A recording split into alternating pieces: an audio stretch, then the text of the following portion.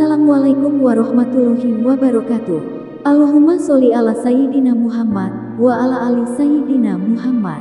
Pemirsa yang dirahmati Allah, marilah kita simak ceramah dari Ustadz Adi Hidayat dengan tema Rahasia Kata Al-Ins dalam Al-Quran. Sebelumnya marilah kita perbanyak sholawat minimal 1000 kali sehari, agar hidup kita penuh barokah dan mendapatkan syafaat kelak. Jangan lupa dukung kami dengan memberikan super thanks seikhlasnya. Marilah kita doakan agar Ustadz Adi Hidayat sekeluarga diberikan kesehatan dan kebahagiaan dunia dan akhirat. Amin ya robbal alamin. Bismillahirrahmanirrahim. Assalamualaikum warahmatullahi wabarakatuh. Alhamdulillahi rabbil alamin. Wassalatu wassalamu ala rasulillahil karim Sayyidina Muhammadin wa ala alihi wa sahbihi wa dhurriyyatihi wa ummatihi ila yaumiddin wa ba'du. Saudara-saudariku, apa kabar? Berjumpa kembali dalam program Si Tama, serupa tapi tak sama, menggali limpahan mukjizat makna Al-Quran yang memberikan kedalaman hikmah kepada kita akan misi kehidupan yang kita lalui di dunia sampai berpulang kepada Allah Subhanahu wa Ta'ala. Saudaraku, dalam pertemuan perdana kita telah membahas tentang rahasia nama manusia yang seringkali diterjemahkan serupa dalam makna di mushaf, namun ternyata ia memiliki ungkapan kata berbeda dalam Al-Quran.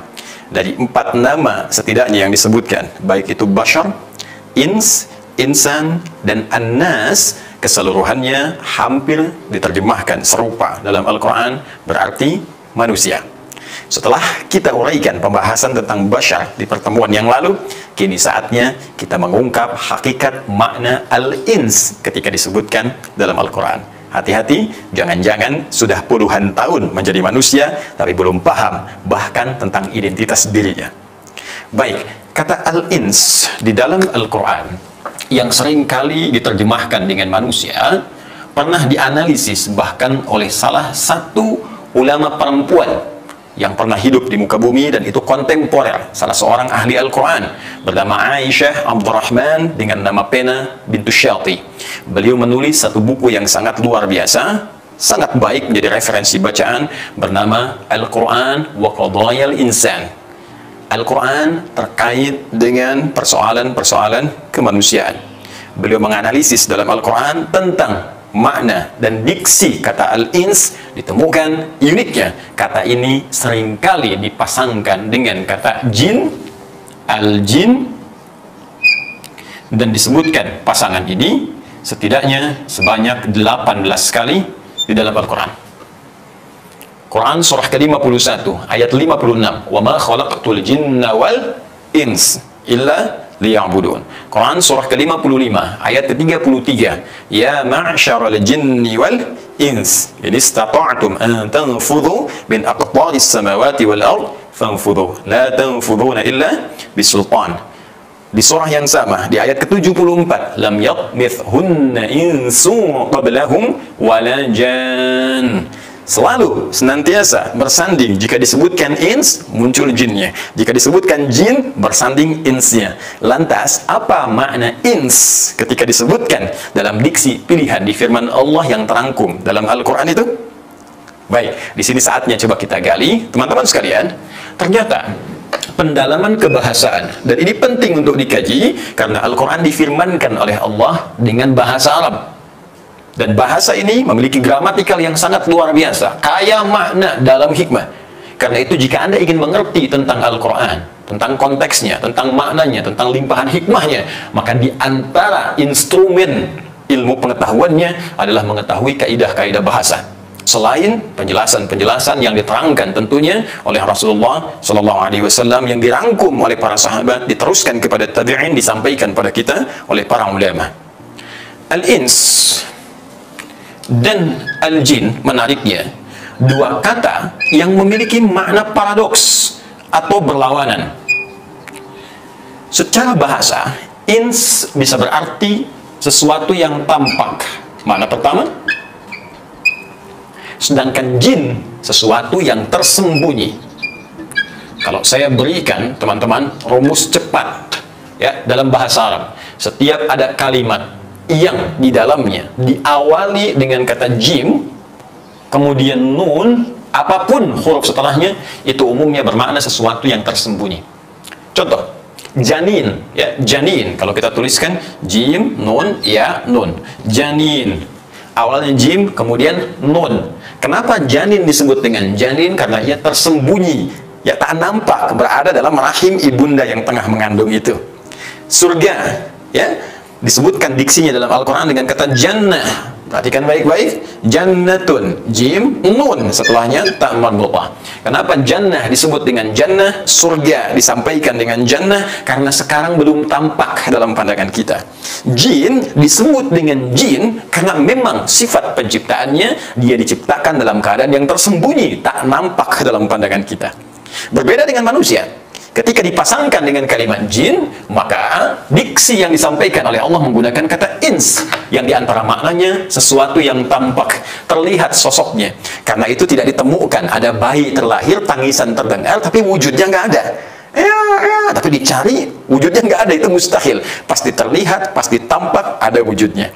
Maka sebagian ulama kemudian menyampaikan satu pendalaman yang sangat luar biasa, memberikan kesan bahwa fitrah manusia itu pasti akan tampak dalam kehidupannya, terlihat, muncul.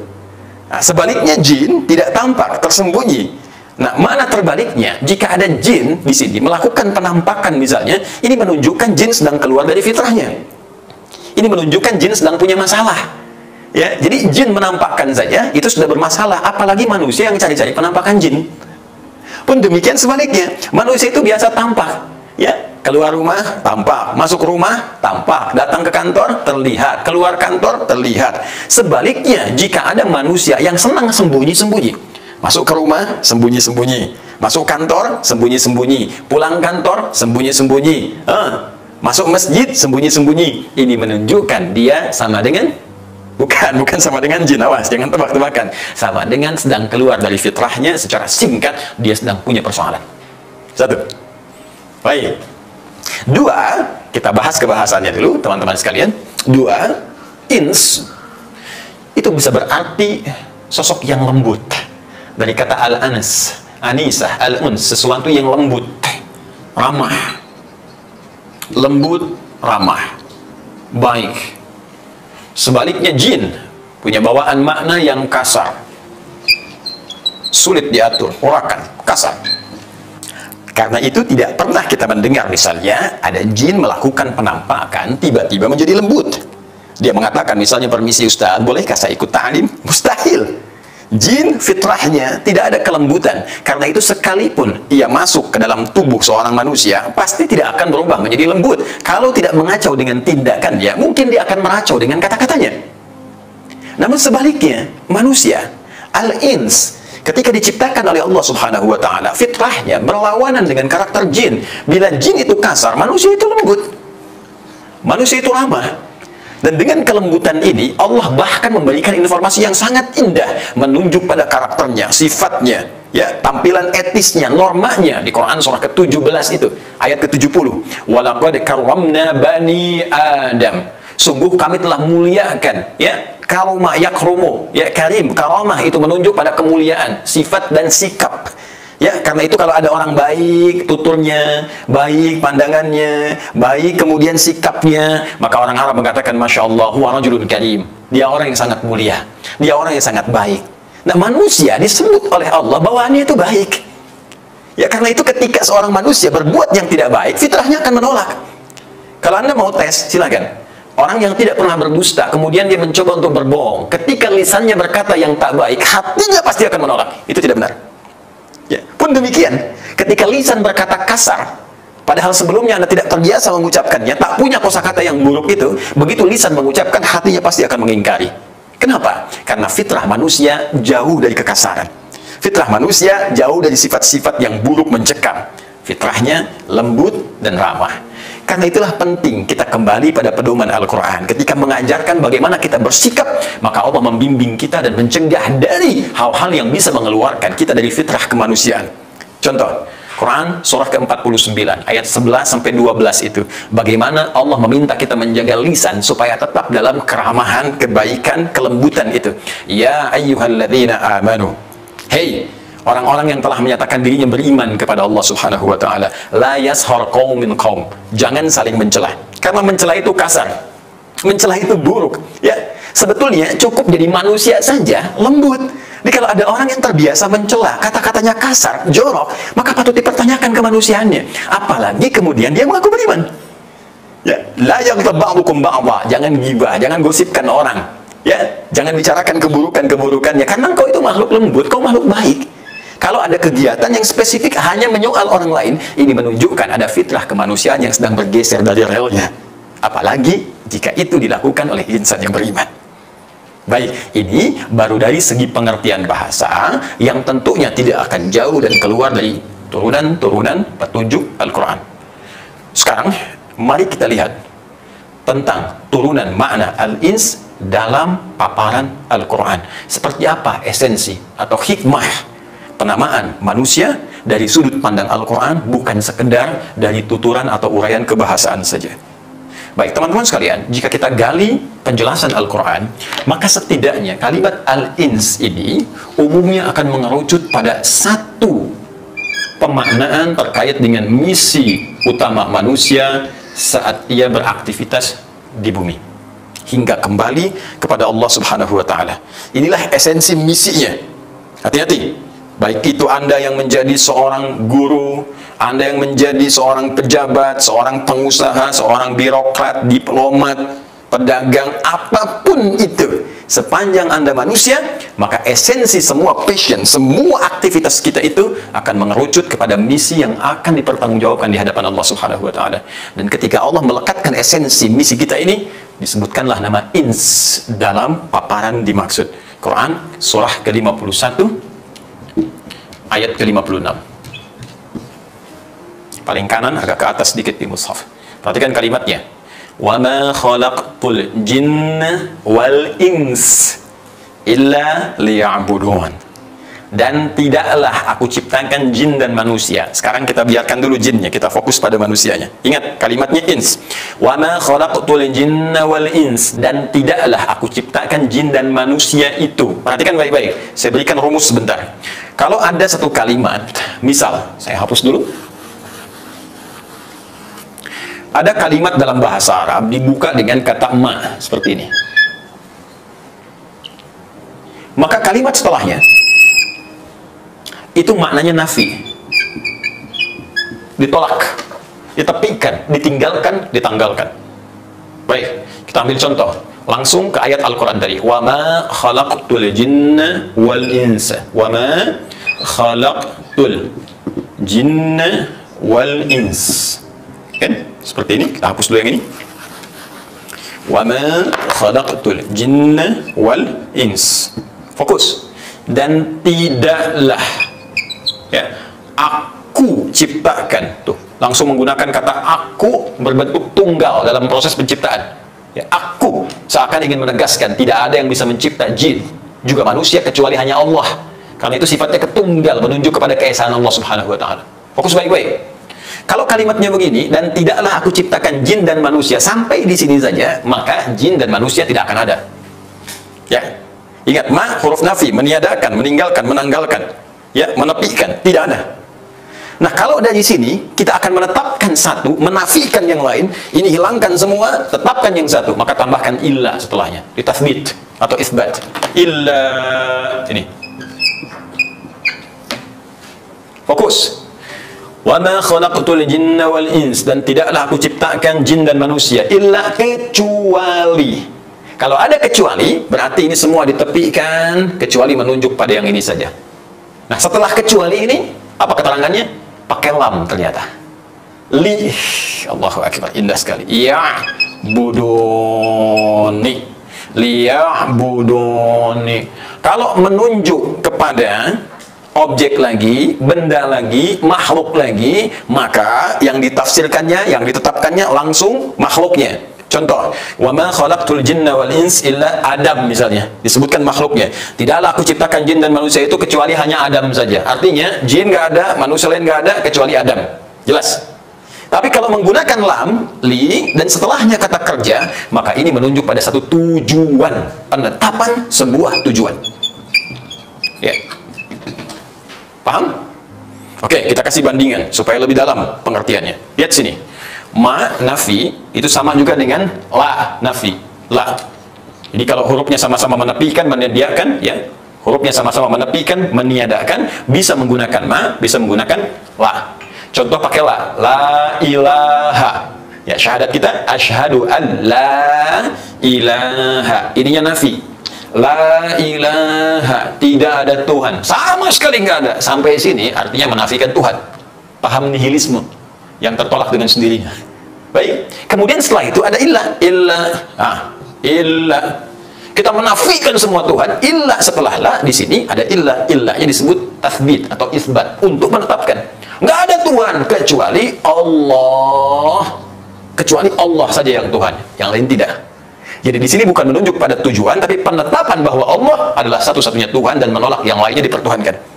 Tapi kalau kalimat setelah illah ini menunjukkan kata kerja, apalagi diawali dengan lam harakat kasrah, maka ini kembali menunjuk makna awal tadi, tujuan.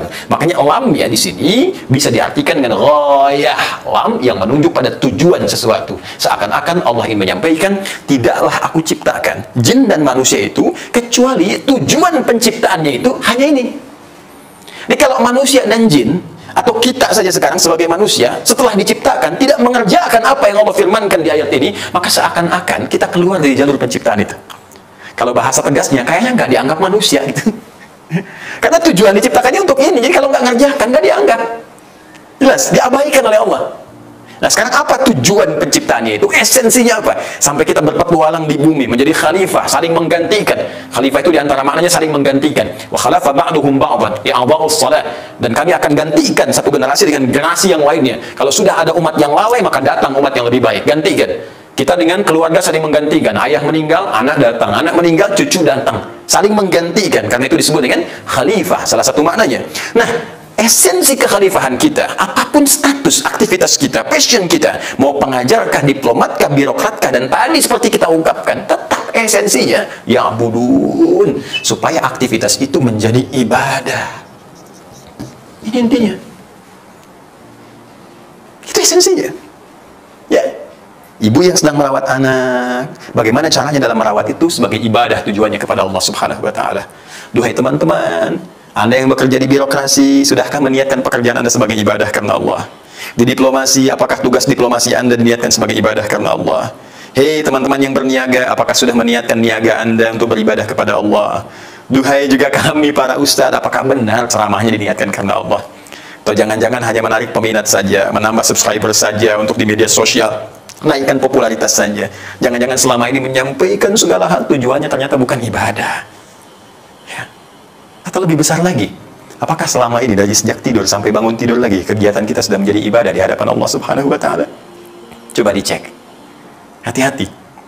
Ada hitungan sederhana yang menyebutkan bahwa setengah usia manusia itu umumnya dipakai tidur. Jadi kalau ada orang, bayangkan ya, usianya misalnya 40 tahun lah. Ya, usia kematangan seseorang misal 40 tahun. Ya, kalau tesis sederhana ini digunakan berarti setengahnya ya, itu 20 tahun dipakai tidur. Ya. Ini tentunya butuh pendalaman, tapi ini secara umum saja. Dari bayi banyak tidur, setelah dewasa tidur siang, tidur malamnya, tidur kecapeannya dikumpulkan, misal setengah usianya. Berarti yang digunakan beraktivitas, yaitu sisanya 20 tahun digunakan beraktivitas. Berarti di sini makannya, di sini minumnya, kerjanya, candanya, termasuk maksiatnya, dari sini semua. Saya mau tanya, dari 20 tahun ini, berapa yang sudah jadi ibadah? Jangan dulu pesimis, kita ambil setengahnya, 10 tahun ibadah. Tuh. Baik, dari yang ibadah ini 10 tahun, mungkin sholatnya kita hitung, puasanya, zakatnya, ada hajinya, umrahnya, sudah pasti diterima. Sedangkan syarat diterima ibadah ada keikhlasan. Wa ma umiru illa liya'budullaha mukhlishina lahuddin. Quran surah 98 ayat 5 itu.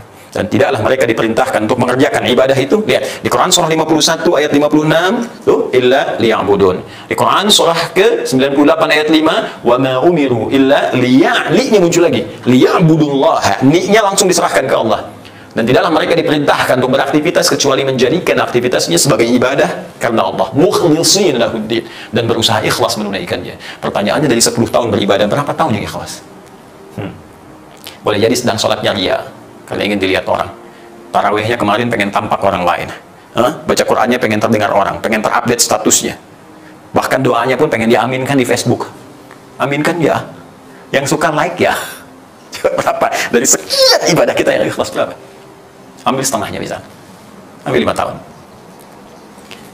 Jadi orang yang berusia 40 tahun, misi produktifnya, ibadah yang berpeluang besar dibawa ke hadapan Allah dengan keadaan lapang itu cuma 5 tahun. Sekarang dosanya berapa tahun? Maksiatnya berapa tahun? Terus semudah itu Anda ingin mengatakan, saya pengen ke surga. Kita akan dihisab, teman-teman sekalian. Akan dihisab. Karena itu ketika Allah berbicara tentang hisab itu dan menantang kita kalau nggak punya bekal, ya Anda pengen lari dari hisab, silahkan tembus langit, tembus bumi. Buka Quran surah ke-55 ayat 33 itu. Ya ma'syaral jinni wal ins, hai semua kalangan jin dan manusia. Ya, ins kalimat yang digunakan. In istata'tum an tanfudhu min aqtaris samawati wal ardi fanfudhu. Kalau kamu punya kemampuan sekarang saat dihisab ini, silahkan tembus langit, keluar, lari dari sini. Ya, tembus ke dalaman bumi, silahkan tembus. La tanfudhuna illa bisultan. Kamu nggak akan mungkin keluar dari sini kecuali kalau mampu. Ini kalimat retoris, nggak usah dijawab. Nggak akan mampu. Nggak akan mampu. Ya, sama dengan ada orang besar gini, ya, datang ke anak TK. Kalau kalian berani lawan saya, ayo lawan saya. Ya, kalau kalian mampu, nggak akan mampu. Nah, ini permisalan dan laisa kamitslihi syai', nggak bisa dikisahkan, nggak bisa dilukiskan saat situasi itu. Tapi Allah menantang kita, disebutkan kalimatnya ins. Kalau emang merasa kamu hebat, sampai kamu nggak ibadah, kamu kumpulkan uang sebanyak-banyaknya, itu hanya untuk pamer saja, pamer rumah, pamer kendaraan, pamer jabatan. Engkau berusaha meraih kedudukan dengan segala engkau kerahkan. Bahkan keburukan kau tampakkan hanya untuk dapat kedudukan. Sekarang kata Allah, gunakan kedudukanmu. Ayo, kabur dari sini. Bisa nggak? Engkau merasa punya kemampuan, engkau merasa hebat, tembus langit, tembus bumi, hadapi aku, kata Allah. Bisa nggak? Jadi kalau Anda yakin akan pulang, kita yakin akan meninggal, harusnya punya persiapan. Sesekali coba baca ayat-ayat tentang ancaman, ayat-ayat tentang hisab, ayat-ayat tentang kuburan.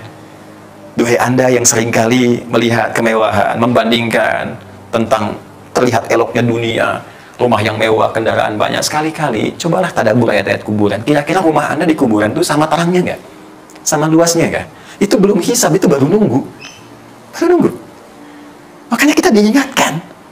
Dan yang paling dahsyat ketika Anda mengatakan saya pengen ke surga, surganya Firdaus, saat diungkapkan surga pun, ya, sebagai apresiasi dari hasil pekerjaan kita saat di bumi mengusung misi ibadah, dari sini dapat poin namanya pahala. Dari pahala ini kita bawa pulang kepada Allah, ya, dan kita mempertanggungjawabkan semua kegiatan ibadah kita. Lantas dengan rahmat Allah dimasukkan kita ke dalam surga. Saat masuk surga pun yang disebutkan kalimat ins. Silahkan buka di ayat 74 jadi surah yang sama Ar-Rahman. Lam yatmithhunna insun qablahum wala jan. Ins disebutkan duluan. Ada orang-orang hamba-hamba Allah yang saleh dimasukkan ke dalam surga dengan segala kenikmatannya yang tak pernah dimasuki, tak pernah disentuh tempat surga itu oleh manusia-manusia sebelumnya. Seakan-akan memberikan korelasi kalau manusia benar ibadahnya, benar sholatnya, benar bacaan Al-Qurannya, benar zakatnya, benar bicaranya, benar pendengarannya, benar tatapannya, ya, benar pikirannya, maka ringan hisabnya di akhirat dan damai hatinya saat memasuki surga yang penuh dengan ketentraman itu. Sekarang pertanyaannya, dari sekian puluh tahun kita hidup sebagai manusia, sudah siapkah kita dihisab di hadapan Allah? Bila belum merasakan situasi kedamaian di hati kita untuk suasana hisab itu, segeralah bertobat, kembali ke dalam jalan kehidupan kita, dan menata kurikulum ibadah sesuai dengan amanah yang Allah titipkan kepada kita. Maka mulai dari sekarang, jadi seorang ayah yang mendidik keluarga, niatkan untuk ibadah karena Allah. Jadilah merawat anak untuk ibadah karena Allah. Suami memperhatikan istri untuk ibadah karena Allah. Demikian sebaliknya. Anda yang bekerja, niatkan untuk ibadah karena Allah. Supaya ringan saat kita wafat kembali kepada Allah Subhanahu wa ta'ala. Semoga bermanfaat, memberikan kedalaman hikmah, menanamkan ke dalam jiwa kesadaran yang tinggi untuk kembali, dan semoga kita disayang oleh Allah Subhanahu wa ta'ala. Jika belum mampu berlomba meningkatkan ibadah dengan orang saleh, maka segeralah berlomba dengan para pendosa yang berbuat salah untuk bertobat kepada Allah Subhanahu wa ta'ala. Adi hidayat wa akhiru da'wana alhamdulillahi rabbil alamin. Assalamualaikum warahmatullahi